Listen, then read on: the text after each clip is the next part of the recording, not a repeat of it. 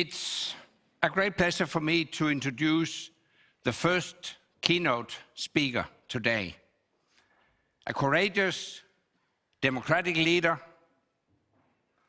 a true fighter for democracy, a hero for all freedom-loving people, President Zelenskyy of Ukraine.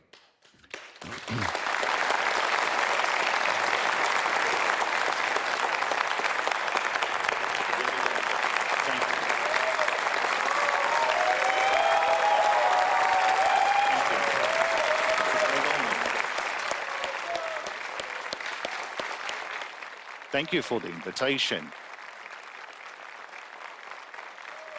And thank you for those warm words. I believe that it's not me counting on that, but the whole people of Ukraine. But I'm very grateful for those words. Dear Mr. Rasmussen, ladies and gentlemen, and thank you for the opportunity to address you. And last year at the 4th Copenhagen Democratic Summit, there was a question: where's the front line between freedom and oppression, and how to protect freedom from the authoritarian regimes? Well, this year we got an answer to this question, not just in debates, but on the battlefield. This year has shown that it's very important and that Ukraine has become a line of confrontation, but between what and what? Is that just between freedom and oppression, or between democracy and authoritarian regimes? Yes, between them, but you can take a look at this confrontation from another point of view. It can be assessed not only in terms of political regimes or ideologies. You would need to look at that from the terms of the ability to turn a word into action. This is the fundamental ability of any system, public, state, business. If this ability is not there, that the system would lose. Of course, we all raised in cultures that value the word, and the democratic system is always based on the fact that the word that matters most. And I don't want to underestimate the importance of debates, opinions, and positions. I would like to draw your attention to the fact that it took only a small time for a single system to turn the words about the people that allegedly does not exist into those brutal hostilities aimed at destroying those people, or the words that some territory is supposed to be part of another state into actions to capturing those territories. Or can the democratic systems quickly provide support to that people who became the victims of this aggression? So how quickly the tyranny starts this aggression? Does the democratic world have the tools to quickly ensure the protection of that territory who someone decide to capture? Last year at a summit like this, such words could form the basis for an interesting debate about the powers of Europe and Russian tyranny. But this year, we can see that these are absolutely practical questions, and they decide the fate of millions of people, not only in Ukraine, because Russia is interested in far larger territory than the sovereign territory of Ukraine, and Russia does not recognize the right to the independence, not only for Ukrainian people. Ladies and gentlemen, let us look closer at some of the words that have not turned yet into action. The word is always the basis for the law. It's always the basis for an agreement, convention, statute, declaration, and of course, memorandum.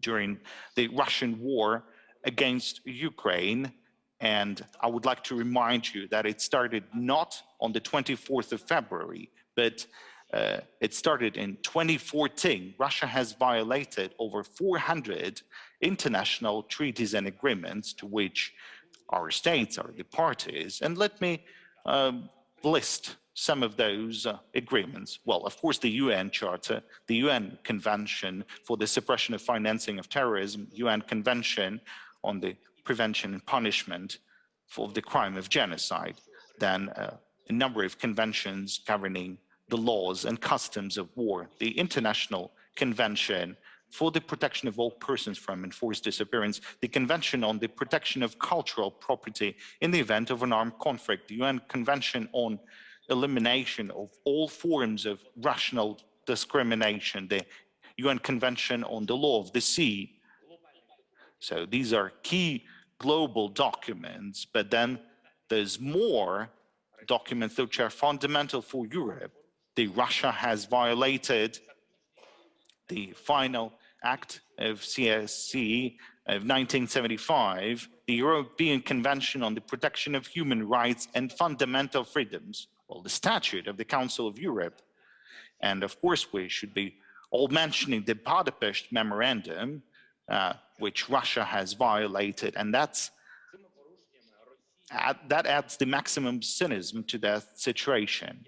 And by violating all that, Russia has put an end to the entire struggle for nuclear disarmament of the world. I mean, nobody would be thinking of that because Ukraine, who lost its third largest nuclear arsenal, is now under attack by the country who signed a pledge to refrain from aggression and still remains a nuclear state.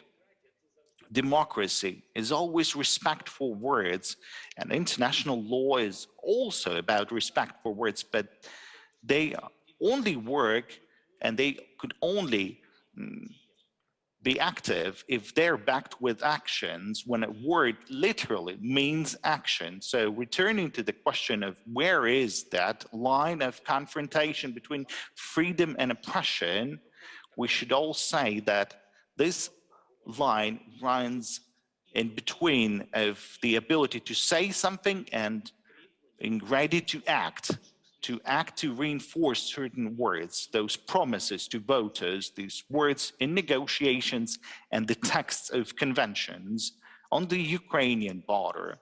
In our Ukrainian Donbas, in the vicinity of Kharkiv in the south of Ukraine, we can now see that Ukrainian people are really ready to back up their words about independence with actions, the actions to defend our independence. But where is this border where you would be able to see that Europe is already ready to back up their important words with appropriate actions? Why? If the poll shows that 71% of Europeans consider Ukraine part of the European family, why are there still skeptical politicians who are hesitant whether Ukraine should be allowed to move to the European Union? Why? If European core values imply that every nation is important and has to be equally respected, why then Ukrainian people have been told for so long that they must still remain in this gray zone between European Union and Russia? Why, if Russia cynically violates literally all the key documents of international law, why are there still those who are hesitant whether to block any relations with such a state?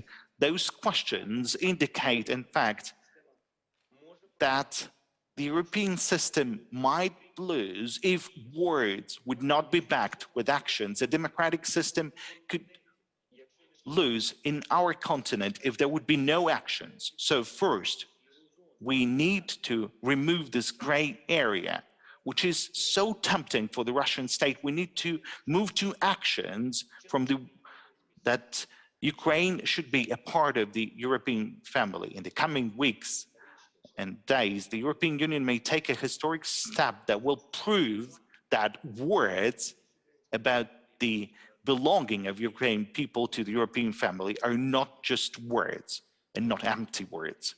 Secondly, we need to have some effective, legally binding security guarantees in a renewed security architecture for the European continent. And we're currently working on such a system of guarantees for Ukraine. And only when it will be definite, will be agreed, then we can say that thousands of words on the pages of many conventions, treaties, and memoranda, these are not just words, but a reality that is supported properly with actions. We should learn to act preventively, not just to respond, but to act when the first words of aggression are heard, when it becomes clear that the war could start at any moment. The aggressor must feel the power of the democratic world, the power of international law, as soon as this aggressor only intends to violate the existing basic norms. And the third, all war criminals have to be held accountable. Justice must say its word, and the word of justice must be backed, once again, with actions. For every death inflicted in Ukraine by Russian soldiers, for every torture and rape, and every city destroyed, for the deportation of our people and children, there has to be a responsibility for the Russian commanders and politicians who gave orders like that. The democracy must be effective in every sense. The Europe must be effective. If words are pronounced, if they are a paper, if they have become a document or international law, these words must work. They must act. And when that happens, there will be no question of who's going to win and where is this front line. Of course, it's democracy. Of course, it's Europe. And above all, in the minds of leaders who must act and not just speak. So thank you for the attention, and glory to Ukraine.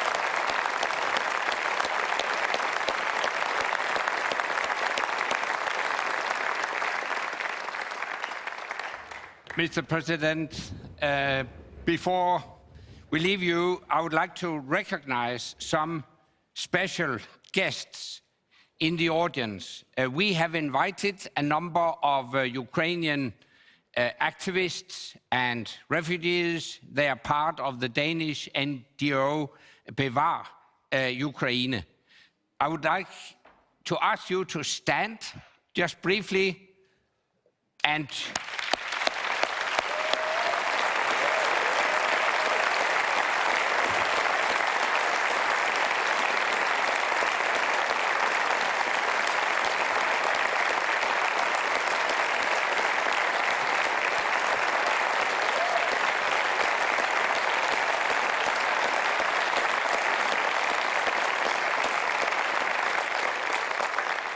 thank you very much, Mr. President. We stand with you.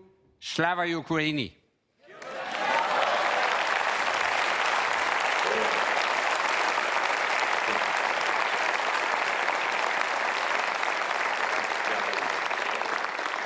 And thank you, Mr. Rasmussen. Thank you for the invitation and your support.